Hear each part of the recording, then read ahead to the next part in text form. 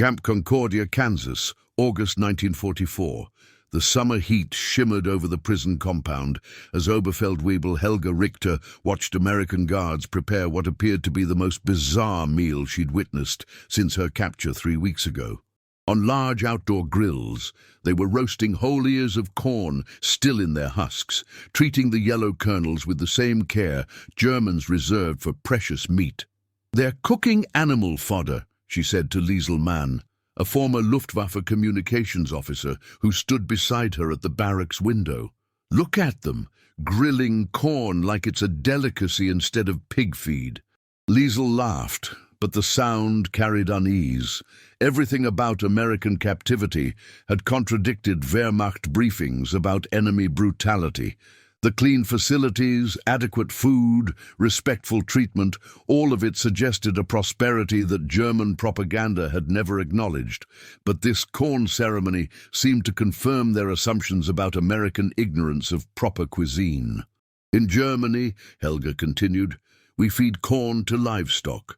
Only the desperate ate it during the worst food shortages, and even then, we ground it into meal to hide the taste." Through the window, they watched Sergeant Miller demonstrate the grilling technique to a group of interested prisoners who had volunteered for kitchen duty. He turned the corn carefully, explaining something in his limited German, while the husks blackened and steam escaped from the kernels inside. "Miss Richter, Miss Mann," called Corporal Sarah Mitchell from the doorway. "You're invited to the monthly cultural exchange dinner. Tonight's theme is American summer food traditions. Attendance is voluntary, but the kitchen staff has prepared something special." "Will there be actual food?" Helga asked with undisguised skepticism, "or just more animal feed, dressed up as human cuisine?" Mitchell's expression remained neutral, though her eyes suggested she'd heard similar comments before. "You'll have to judge for yourself. Dinner is at 6 o'clock in the recreation hall." After Mitchell left, Liesl turned to Helga with concern. "Should we go? I don't want to offend them, but I'm not eating livestock fodder just to be polite." "We'll attend," Helga decided, "if only to see what other bizarre American food customs we can report when we're repatriated. Grilled corn served to humans. Our families won't believe it." That evening, 37 German female prisoners gathered in the recreation hall, where American staff had created an elaborate outdoor cooking demonstration. The grills blazed with heat, and the aroma of roasting corn filled the air. Not the musty smell Helga associated with animal feed, but something sweeter, almost nutty.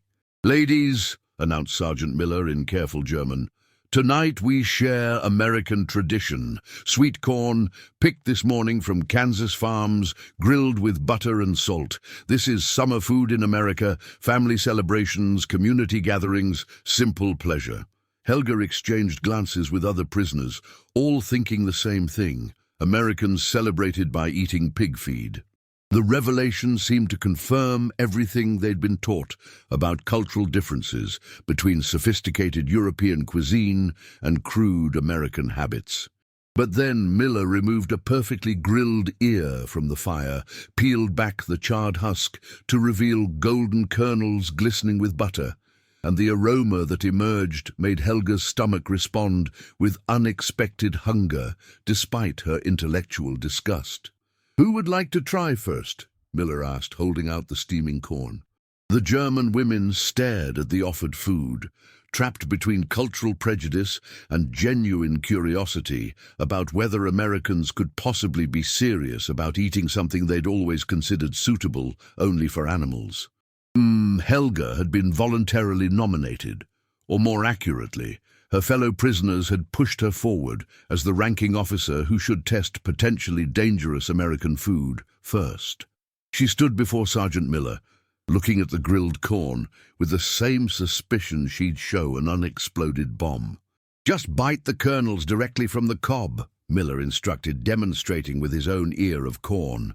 "The butter and salt enhance the natural sweetness." "Sweetness?" Helga repeated. "Corn isn't sweet. It's bland, starchy animal feed." "Field corn is," Miller agreed, his patient tone suggesting he'd had this conversation before. That's what you feed to livestock. But this is sweet corn, a completely different variety bred specifically for human consumption. Americans have been developing it for over a century. The distinction meant nothing to Helga, who had never considered that corn might have varieties beyond the single type used for animal fodder in Germany. She accepted the offered ear, still hot from the grill, butter dripping down its sides in golden rivulets. For Germany, she muttered sarcastically, then bit into the corn with the martyred expression of someone performing an unpleasant duty. The explosion of flavor was completely unexpected. Sweet, yes, genuinely sweet like summer fruit, but also buttery, slightly smoky from the grill, with a texture that was tender rather than the tough, starchy consistency she associated with animal feed.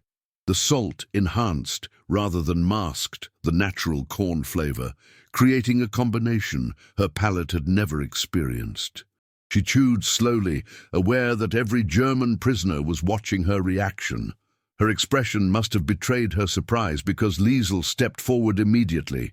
"That good?" Liesel asked skeptically. "It's—" Helga struggled for accurate description. "It's not what I expected. It's actually pleasant." Pleasant? Liesel grabbed her own ear of corn from Miller's offering tray, bit into it with obvious suspicion, and her eyes widened in the same shock Helga had experienced. "Mein Gott, this tastes nothing like the corn we fed to pigs." Within minutes, all 37 German prisoners were eating grilled corn with varying degrees of surprise and enjoyment. The recreation hall filled with the sound of kernels being bitten from cobs, exclamations of discovery, and confused conversations about how the Americans had transformed animal feed into genuinely delicious food. Before we discover how this simple corn revelation changed everything these German prisoners believed about American cuisine and culture, tell us where you're watching from around the world. We love connecting with our global audience as we explore these incredible stories of culinary prejudice meeting delicious reality. Drop your location in the comments below. "Sergeant Miller," Helga approached him after finishing her second ear. "How is this possible? How did you make livestock fodder taste like this?" "We didn't make it taste like anything," Miller replied.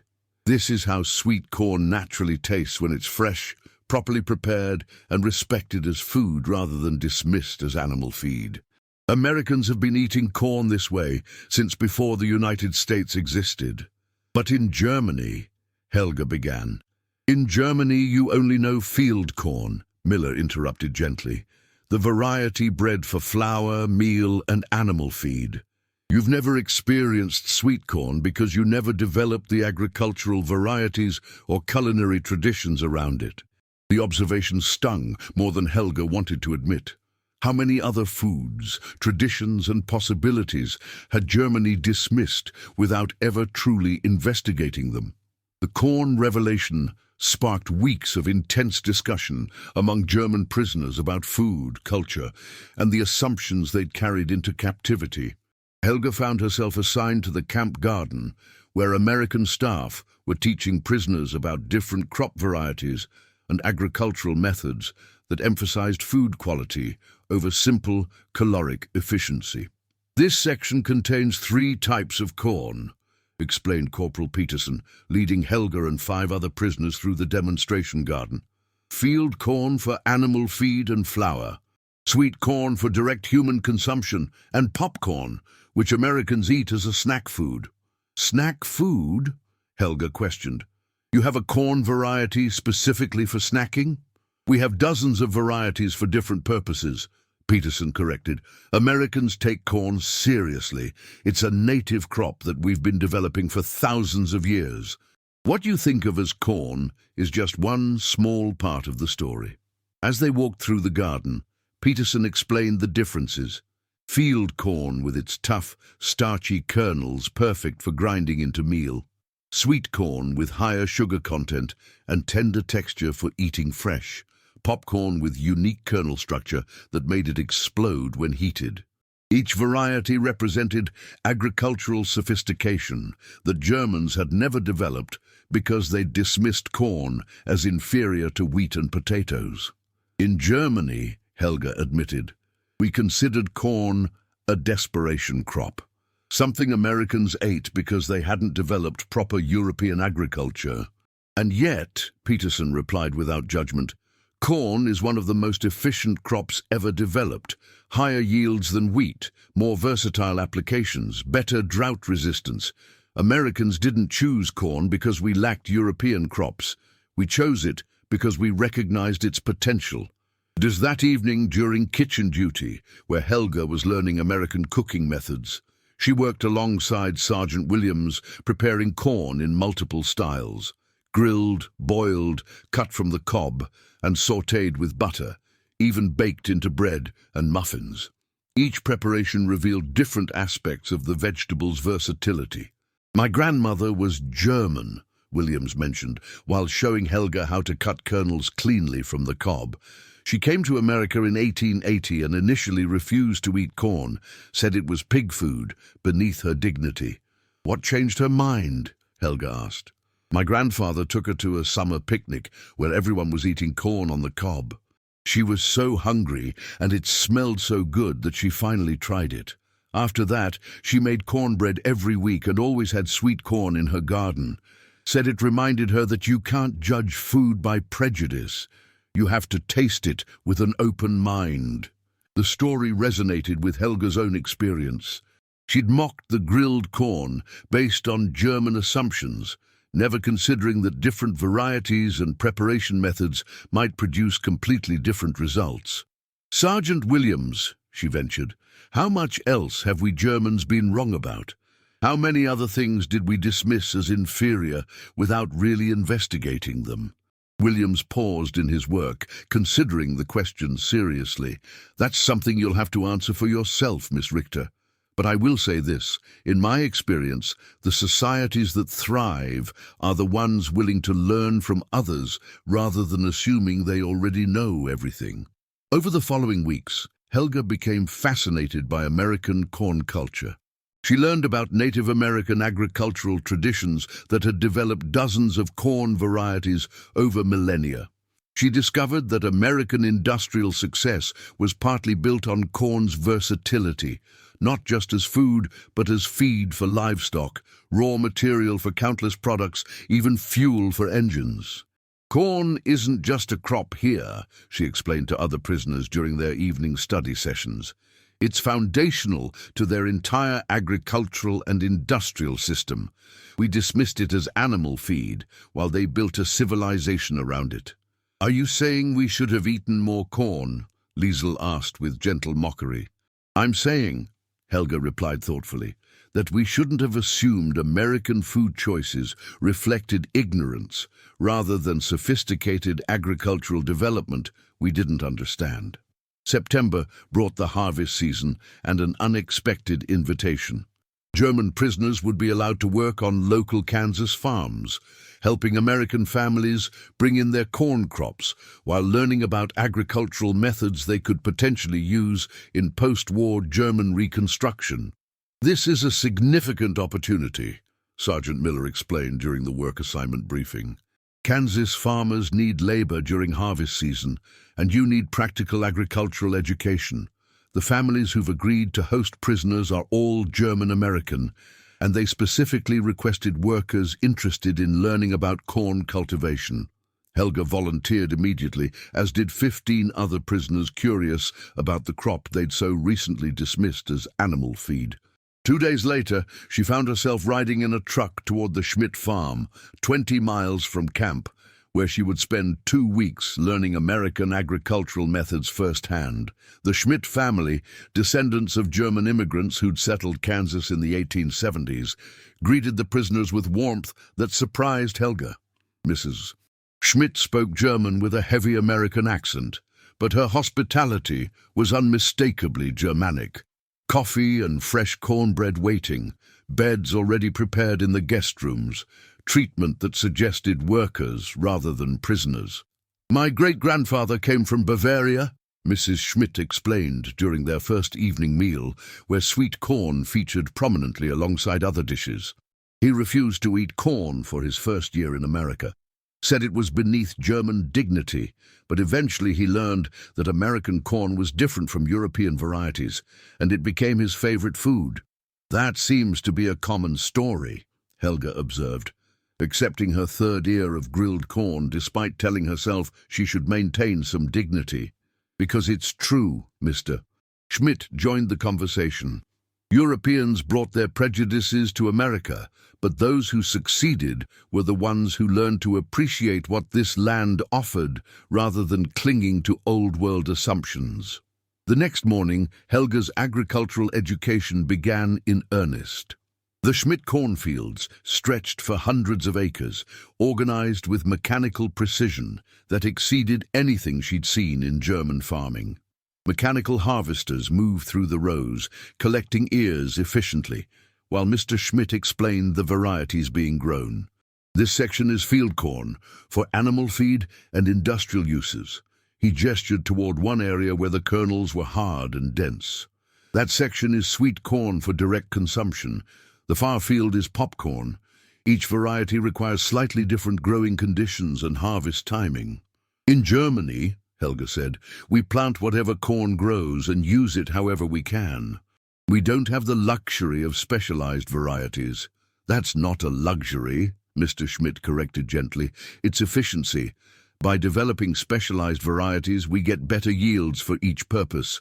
Field corn produces more starch per acre than sweet corn, but sweet corn provides better nutrition and taste for direct consumption.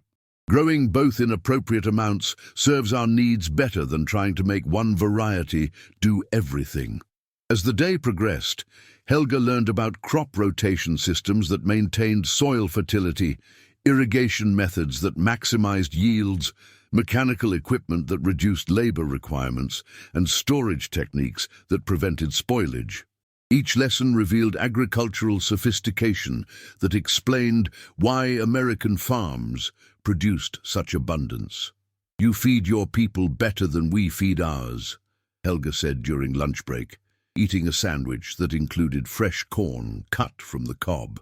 Not because you have better land, but because you've developed better systems.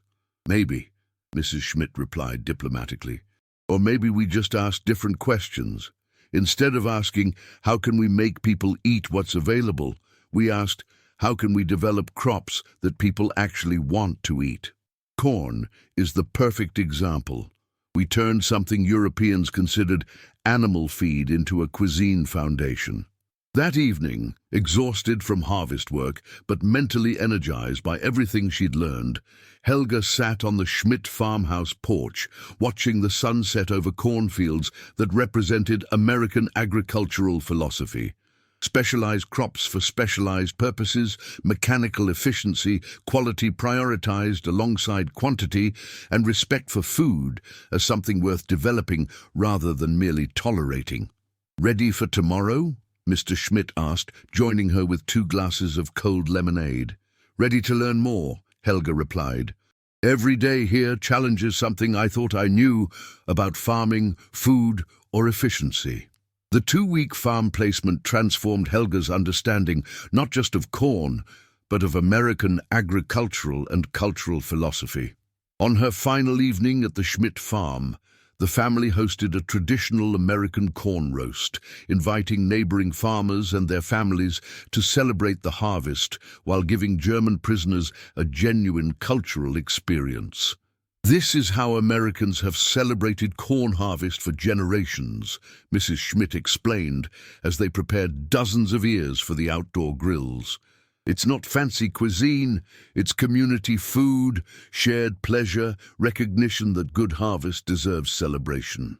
As the sun set over Kansas farmland, Helga watched American families gather around grills, children running between tables, adults sharing stories about the season's challenges and successes. The scene was remarkably similar to German harvest celebrations, yet fundamentally different in one crucial respect. Americans celebrated abundance rather than merely relief at having survived another season of scarcity. Miss Richter, called Mr. Schmidt. "Would you like to help me explain to your fellow prisoners how to properly grill corn? You've become quite expert over the past 2 weeks." The request surprised Helga, but she joined him at the grill, demonstrating to curious prisoners the techniques she'd learned. How to judge doneness by husk color, when to add butter, how much salt enhanced rather than overwhelmed the natural sweetness. "2 weeks ago," one prisoner observed, "you were mocking this as pig food. Now you're teaching us how to cook it properly."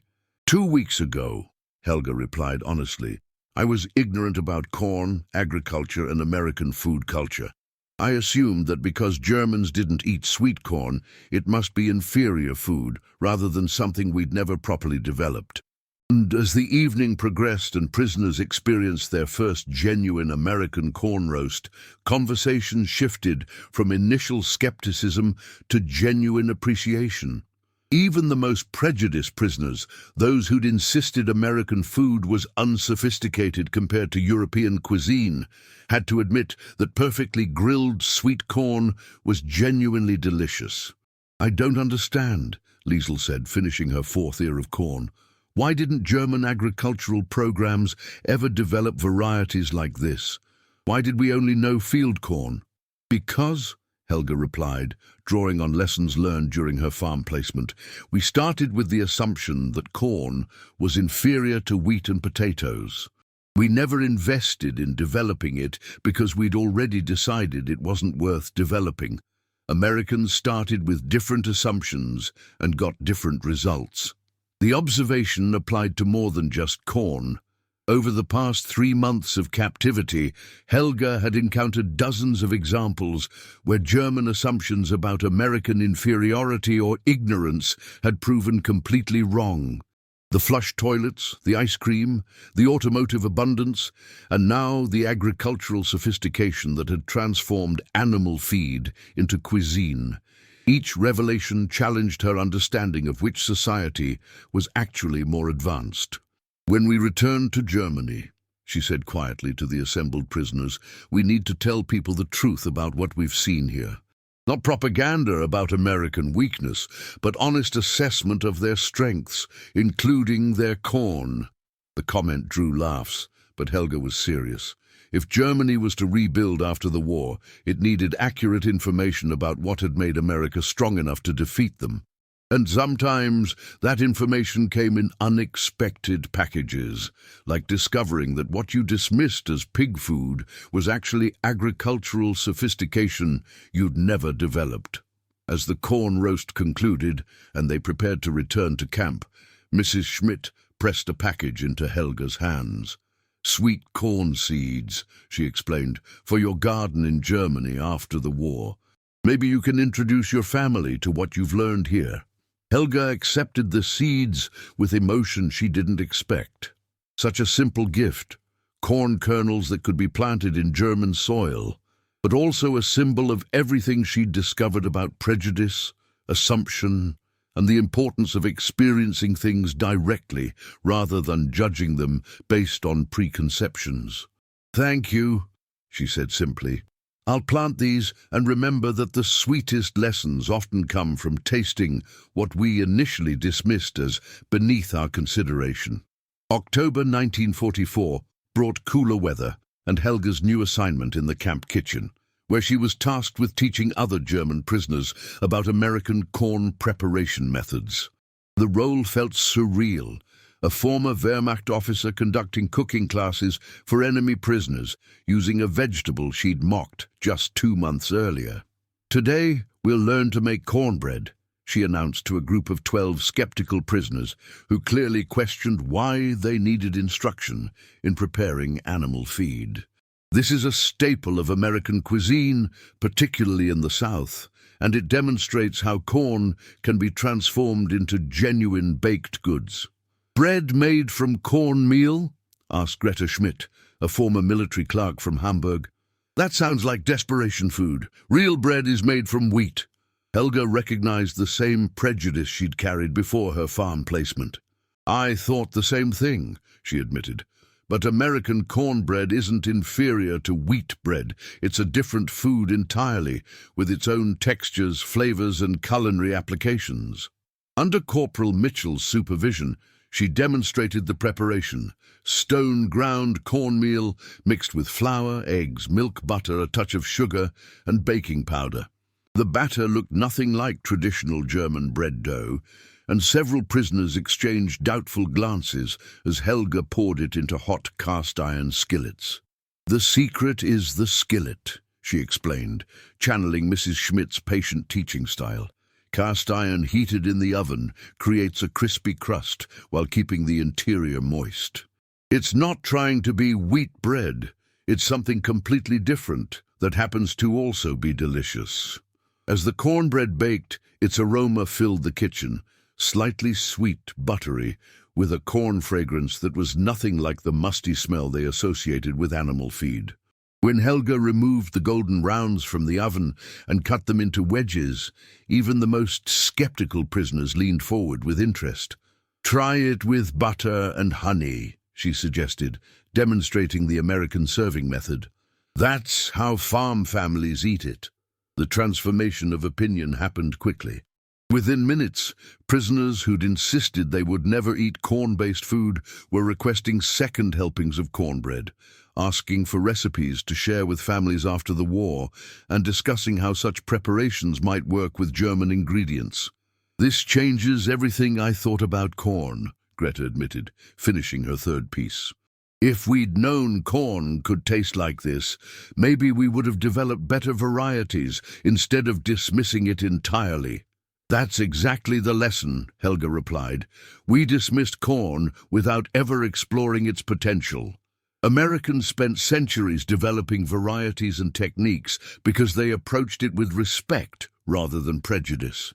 Over the following weeks, Helga's kitchen classes expanded to include other corn preparations: succotash mixed with beans, corn chowder, corn pudding, even corn ice cream that prisoners initially refused to believe could be edible.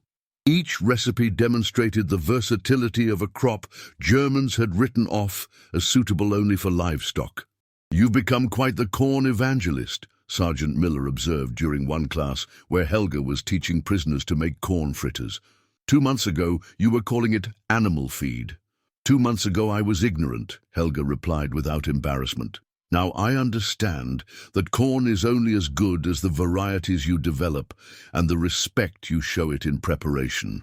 Americans excel at both."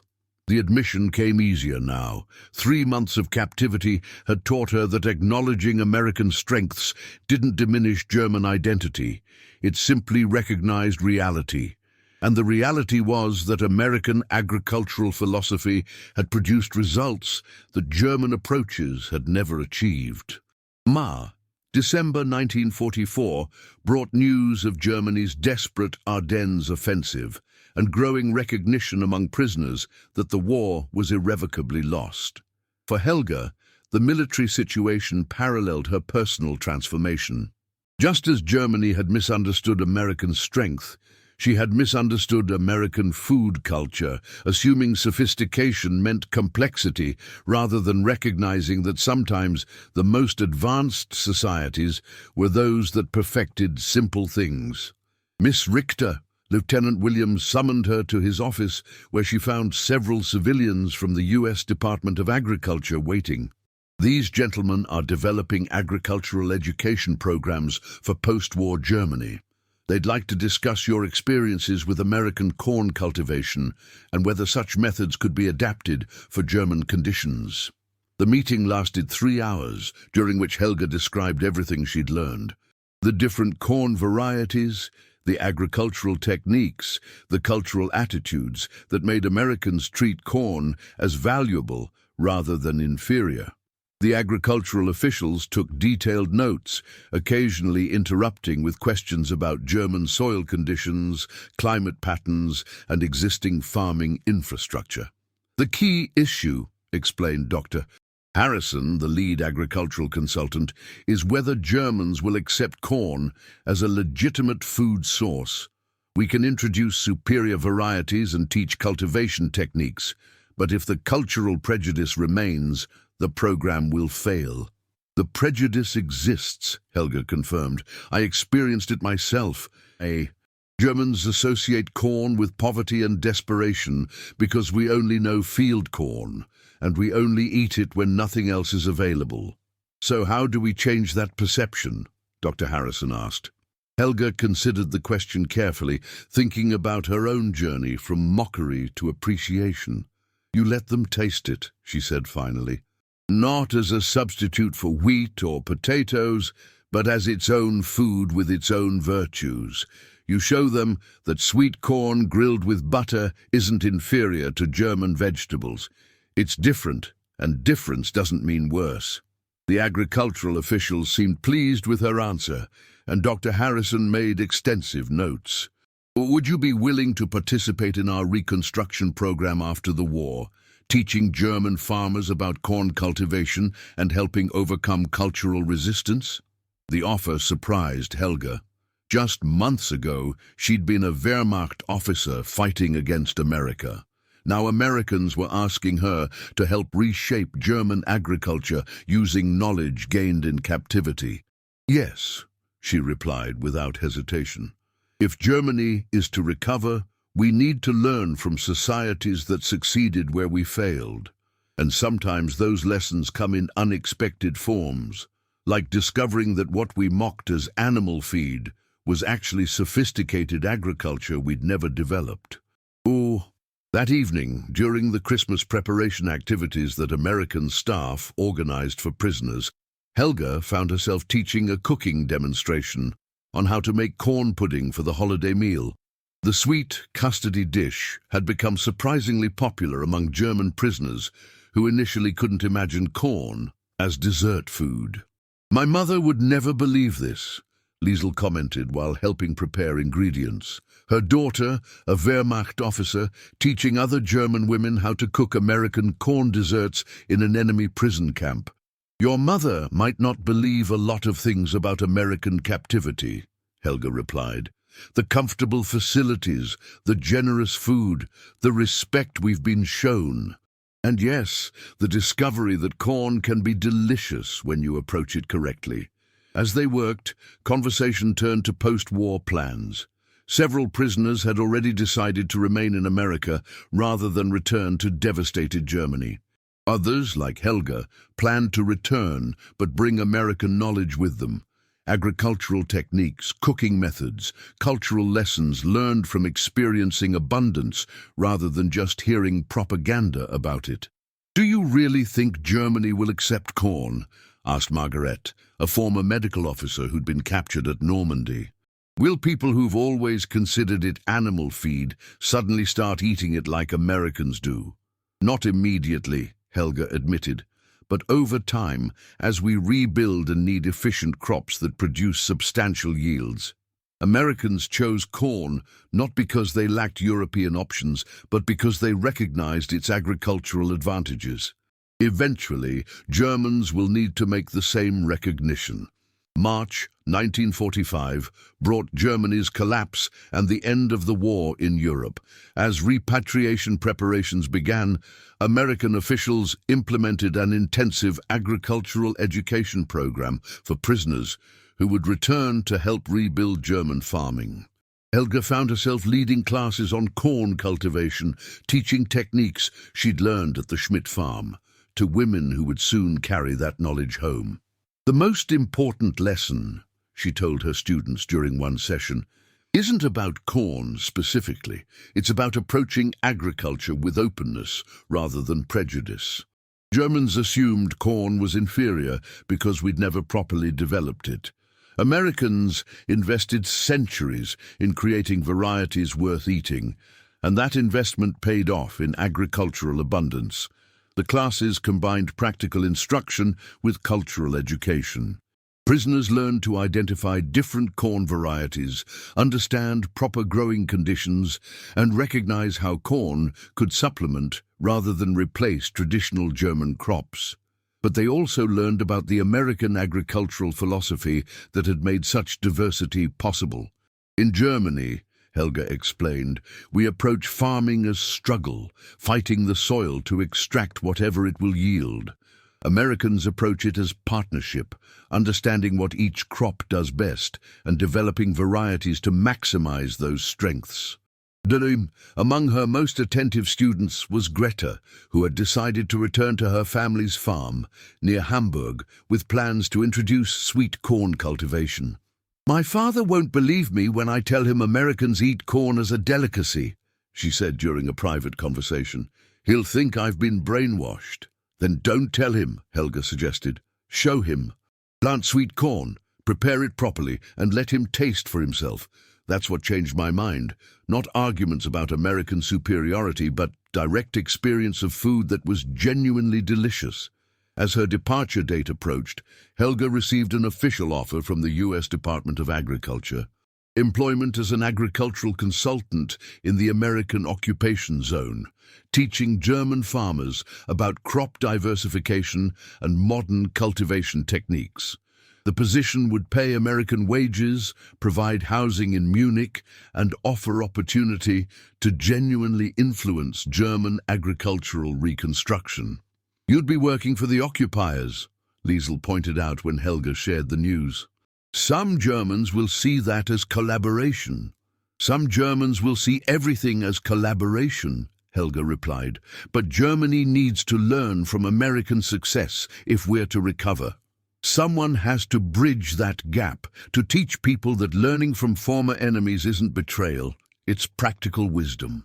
The voyage home took 2 weeks, during which Helga and other returning prisoners discussed strategies for introducing American agricultural methods to skeptical German farmers. The sweet corn seeds Mrs. Schmidt had given her were carefully packed in her belongings, along with detailed growing instructions and recipes for preparing the harvest. "We're going home with enemy vegetables," Margaret observed one evening, as they watched the European coast appear on the horizon. "Carrying American corn seeds to plant in German soil. It feels symbolic." "It is symbolic," Helga agreed. "We're bringing evidence that American strength came from agricultural sophistication we'd never developed, from willingness to invest in crops we'd dismissed as inferior. The corn seeds represent everything we need to learn about approaching problems with open minds rather than fixed prejudices." As the ship entered Hamburg harbor, Helga saw Germany transformed by defeat, bombed cities, destroyed infrastructure, millions of displaced people facing an uncertain future.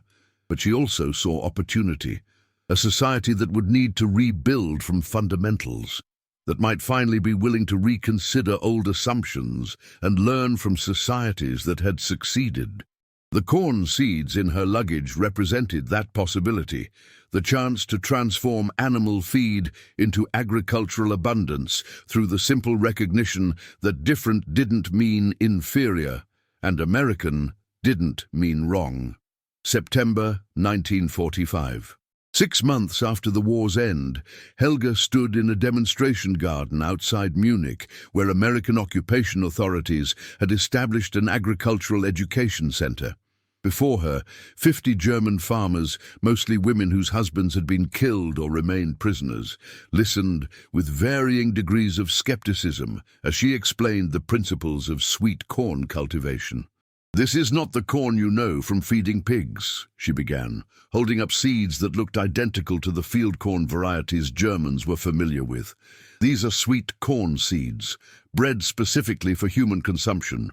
When properly grown and prepared, they produce food that Americans consider a delicacy."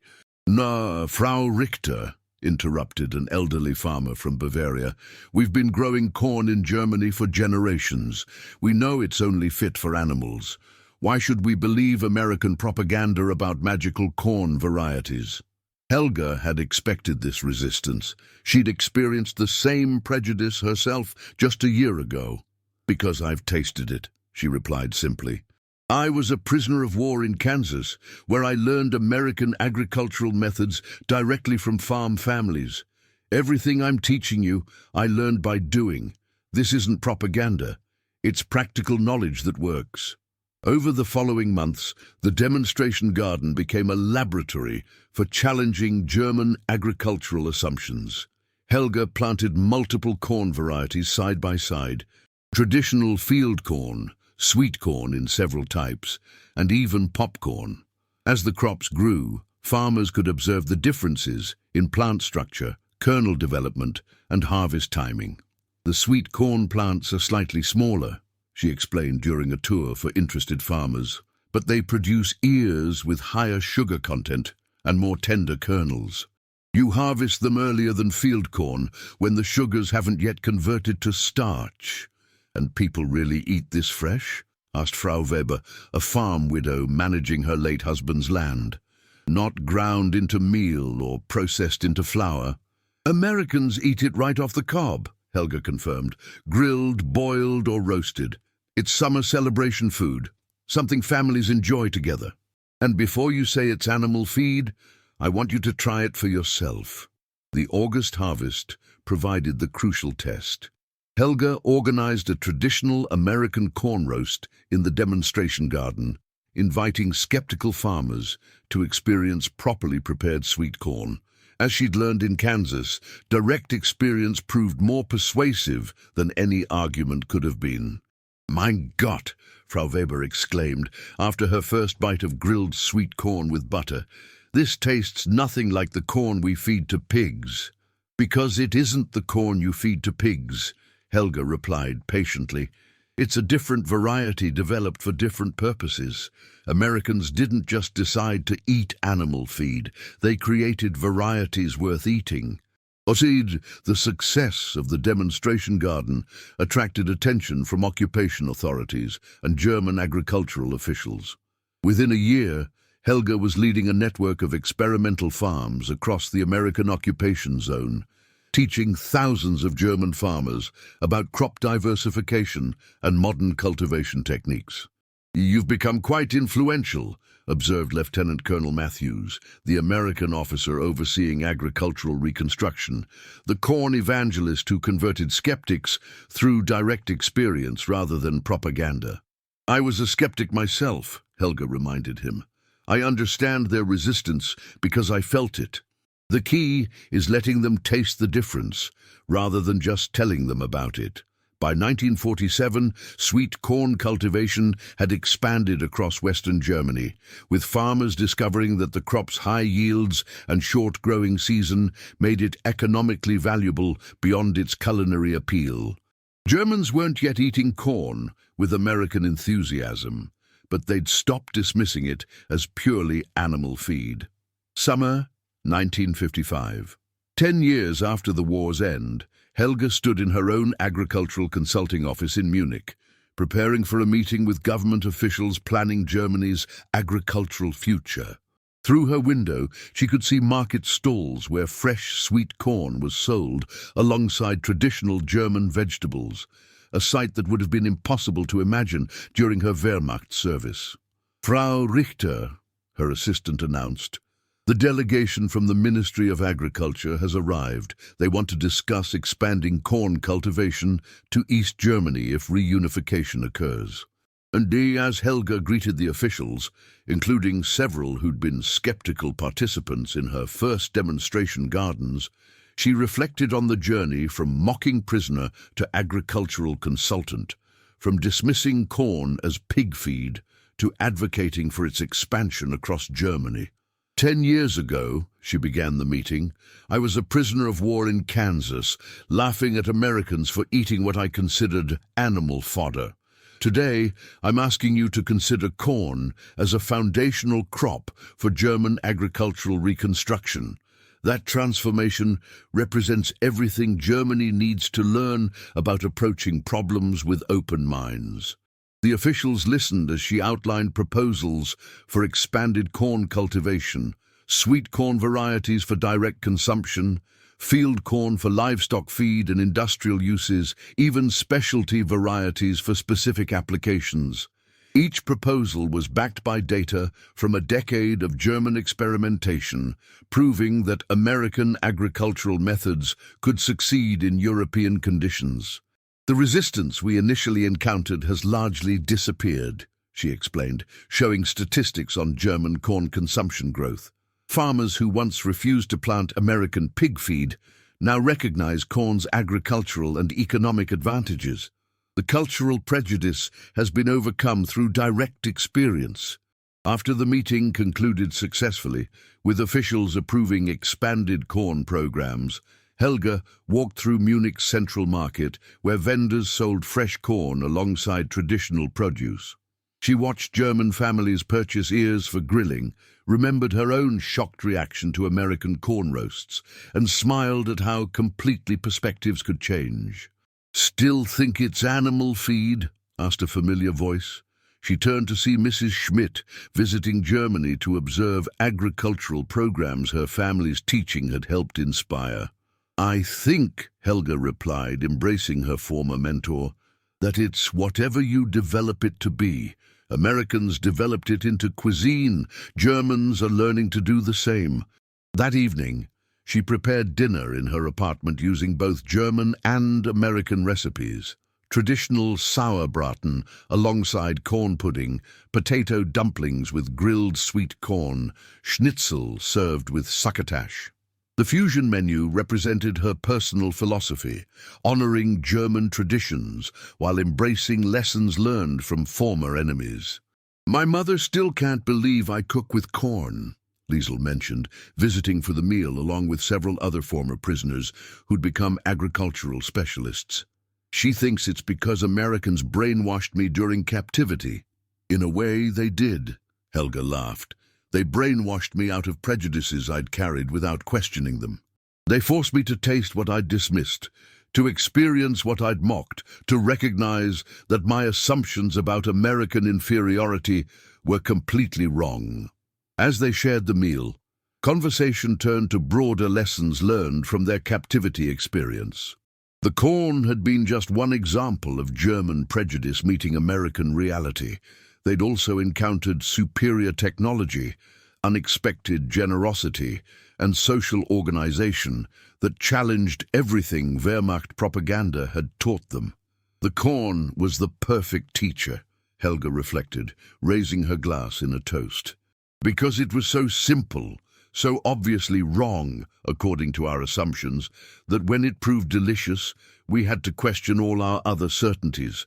If we were wrong about corn being pig feed, what else were we wrong about? The question had no simple answer, but a decade of reconstruction work had suggested some responses. Germany had been wrong about American weakness, wrong about the inevitability of their own victory, wrong about assuming their methods were superior simply because they were German. "To corn," Liesl proposed, raising her own glass. "The vegetable that taught us to question our prejudices.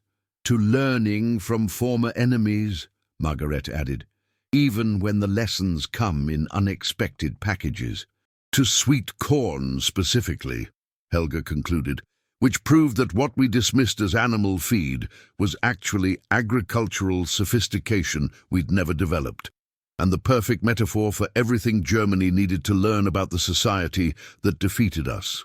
Weekend, as the evening wound down and guests departed, Helga stood at her window, watching Munich's lights reflect off buildings reconstructed with American aid, using techniques learned from former enemies who'd chosen to teach rather than punish. In her refrigerator sat fresh corn for tomorrow's breakfast, and in her heart lived gratitude for the American farm family who'd patiently shown a skeptical prisoner that sometimes the sweetest lessons come from tasting what you initially mocked. The corn had been more than food. It had been a bridge between enemies, a teacher of humility, and proof that the strongest societies were those willing to develop what others dismissed, to perfect what others ignored, and to share what others might have hoarded.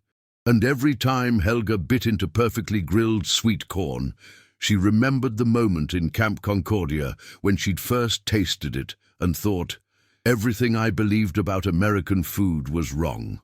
What else was I wrong about?"